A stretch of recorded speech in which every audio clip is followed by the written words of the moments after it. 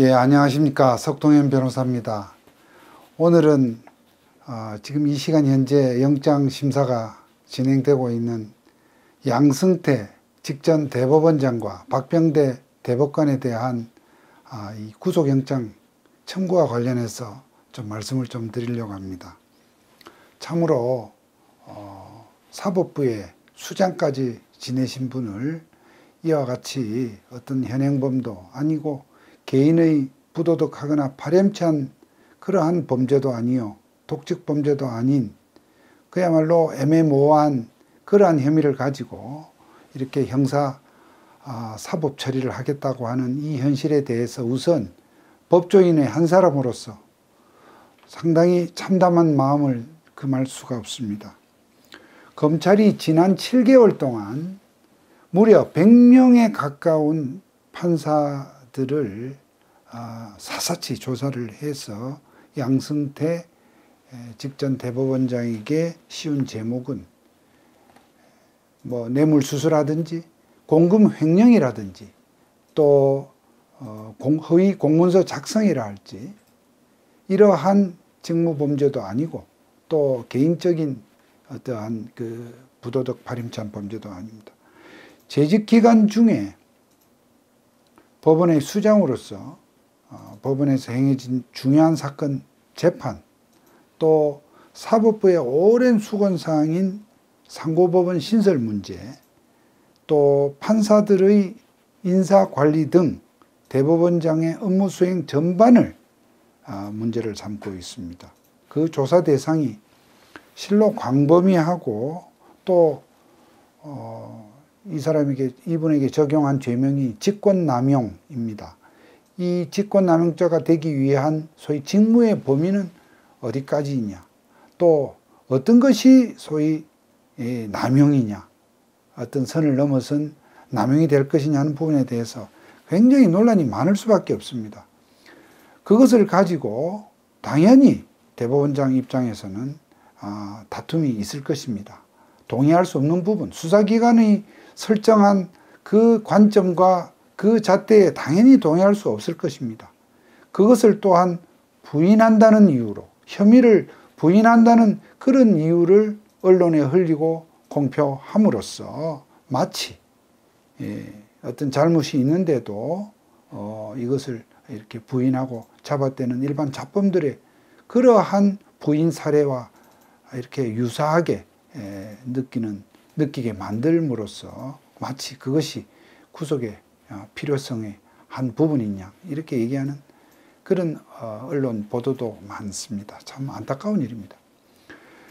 200 수십 페이지에 달하는 이 양승태 대법원장에 대한 혐의 사실을 이 짧은 시간에 다 얘기할 수는 없습니다만 주요한 몇 가지만 말씀을 드려보겠습니다. 예를 들어서 일제하에 강제징용 사건에 대해서 지금 최근에 판결이 났었죠.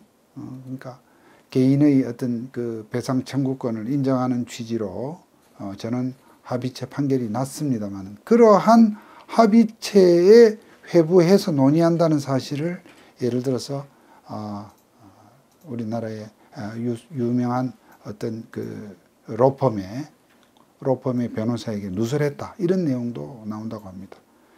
저는 합의체 회부해서 논의한다는 그 사실이 그러면은 사건 당사자나 그 대리인에게 정말 숨겨야 할 무슨 엄청난 비밀이냐 말이죠. 그렇지 않습니다. 작년부터는 대법원 홈페이지에 상고심 사건을 이렇게 어느 한 부에서 다 다루느냐, 저는 합의체에서 다루느냐 하는 사항이 다 공개될 그런 정도입니다. 그리고 강제징용 사건과 관련해서 다른 행정부 이런 관계부처로부터 어떤 얘기를 들었다 하는 그런 내용들도 있는 것으로 알고 있습니다.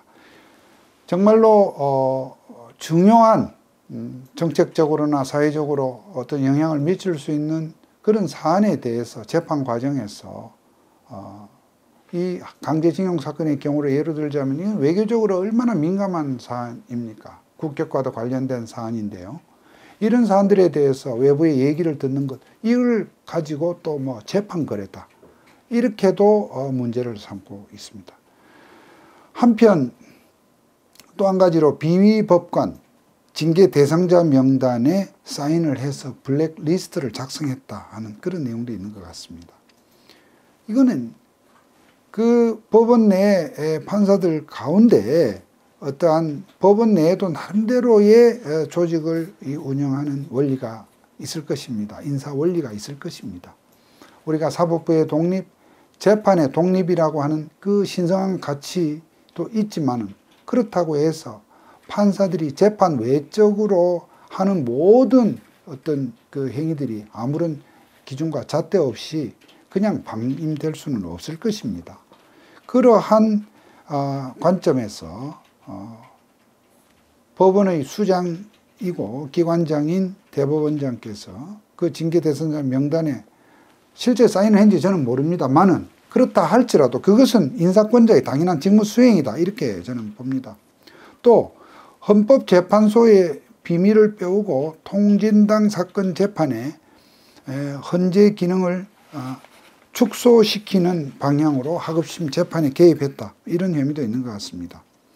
법원과 대법원과 헌법재판소와의 위상 경쟁은 이것이 참 헌법재판소가 출범한 이후에 계속되어 오고 있는 그러한 문제이기도 합니다.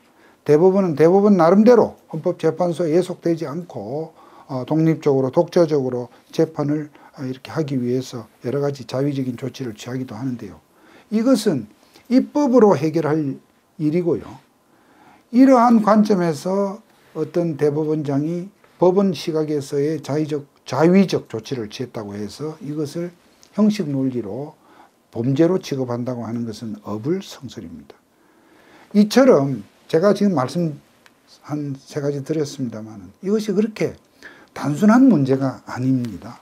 장기간에 걸쳐서 논리적인 공방을 거쳐서 이것이 과연 대법원장으로서의 적절한 직무 수행이냐 하는 부분에 대해서는 따져볼 여지가 굉장히 많습니다. 그런 점에서 이것은 충분히 시간을 갖고 법원 재판을 통해서 결론을 내야 될 문제이기 때문에 이렇게 사람의 몸을 묶는 구속이 맞지 않다. 불구속 상태로 시비를 가리는 것이 맞는데도 불구하고 범죄 혐의를 부인한다는 논리로 구속 필요성을 주장한다면 이것은 검찰 독재이고 검찰 파시오나 다름없습니다. 전직 대법원장을 이러한 직무 수행 내용에 대한 시비로 구속을 한다고 하면 개인 범죄가 아닌 직무 수행으로 구속을 한다고 하면 그 순간부터 이 대법원장 한 분의 어떤 안위 문제가 아니라 대법원 재판 혹은 전국의 각급 법원의 재판에 대한 신뢰와 판사들에 대한 공정성에 대한 신뢰는 동요 수준을 넘어서 사실상 아마 붕괴가 되지 않을까 하는 정도로 걱정이 됩니다. 사법부의 독립은 절대로 검찰의 수사나 또 몇 달 전 그 대표 판사들의 회의에서 논의했던 것처럼 국회에 탄핵을 이렇게 해달라고 사실상 요구하는 식의 그런 외부적 수단을 통해서 얻어지는 것이 아닙니다. 판사들이 정치 권력이나 이념, 여론의 흔들림 없이 또 재판 당사자의 인권을 존중하면서 법과 양심에 따라서 공정한 재판을 할 때 사법부의 독립, 재판의 독립은 구현될 수 있다. 이렇게 생각합니다.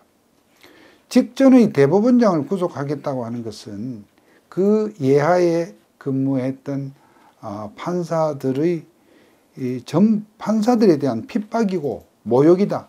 저는 그렇게 생각합니다. 물론 판사들, 개개 판사님들이 느끼시는 그 주관적 느낌은 다를 수 있겠습니다만은 저희들이 외부에서 보는 시각은 그러합니다. 그리고 직전에 대법원장을 구속하겠다고 하는 것은 이는 정말 아무것도 무엇을 얻고자 하는 것인지가 저로서는 아무리 생각을 해봐도 답을 모르겠습니다. 아무것도 없는 것 없이 법치주의의 최후 보루인 사법부에 치명적인 상처를 가함으로써 대한민국의 법치주의와 사법부의 독립을 오히려 저해하고 붕괴시키는 그러한 자해 행위가 될 것이다. 저는 그렇게 보고 있습니다. 그런 점에서 형식 논리 또 어떤 아주 좁은 시야에서 보는 그러한 법리적인 지식을 가지고 전직 대법원장을 직권남용 등의 그런 추상적인 죄명으로 구속하겠다고 하는 이러한 검찰의 과욕, 또 이 검찰을 둘러싼 주변의 많은 편향된 그런 이 주장들도 많이 있습니다. 오늘 아침에도 영장심사를 받기 위해서 양승태 대법원장이 법원에 출석하는 그 시간에 제가 법원 앞을 가보았었습니다. 갔더니 그야말로 무슨 노동당에서 나와서 구속하라고 난리예요. 이것이 도대체 그러한 어떤 정파적 그런 관점에서 대법원장을 구속하라니 말하느니 이렇게 접근할 사안인가? 저로서는 참 한심스럽고 참담하기 짝이 없었습니다. 어떤 면에서 오히려 우리나라의 이 자유민주주의 수호 세력이 이와 같은 그 사법부의 파행, 사법부의 어떤 그 동요를, 붕괴를 막기 위한 오히려 그러한 노력들이 절실한 시점이다. 저는 그렇게 생각이 됩니다. 이제 시간이 오후 4시쯤인데요. 이제 아마도 오전 10시 반부터 시작한 영장심사가 지금쯤이면 마무리가 되지 않을까 이렇게 생각이 됩니다만 영장심사가 끝나더라도 바로 영장이 발부 또는 기각되는 여부가 결정이 되는 것이 아니고 영장 심사하신 그 판사가 돌아가서 다시 전체 기록을 살피고 심사 과정에서 했던 주장들에 대한 검토를 하는 시간이 필요하죠. 그것이 아마 오늘 밤 자정 넘어까지 갈 것으로 봅니다. 그럼 그동안에 이 영장심사를 받은 양승태 우리 대법원장은 어디 가서 대기를 하느냐 하는 문제인데요. 이것이 지금 또 문제가 되고 있습니다. 영장심사를 마친 이 전직 대법원장을 서울구치소로 보도에 의하면 서울구치소로 보내서 대기를 하게 하는 모양입니다. 대기라고 하니까 가서 이렇게 입은 옷 차림 그대로 어떤 장소에서 그냥 평온하게 대기하는 것으로 그렇게 생각하실 수도 있지만 현실은 그렇지 아니하고 거기 가서 일반 미결수들, 구속영장이 이미 발부가 됐거나 기타 재판을 받고 있는 미결수들과 같이 옷을 갈아입고 어떤 그 참 신체의 수치스러운 부분까지 다 이렇게 노출시켜서 어떤 소위 신체 검사라는 것을 또 하게 됩니다. 그렇게 해서 구치소에서 지급하는 그런 복장으로 이렇게 그 미결수들이 있는 그 사방에서 물론 우리 대법원장과 대법관에 대해서 방 배치는 뭐 어떻게 배려할지 모르나 기본적으로는 구치소 안에 들어가서 옷을 갈아입고 대기를 하는 그런 상황이 될 것입니다. 저는 이 부분은 비단 이건 대법원장님에게 적용되는 문제가 아니라 이것은 굉장히 문제가 많다는 생각을 또 하고 있습니다. 이것이 그전에는 그러지 않았습니다.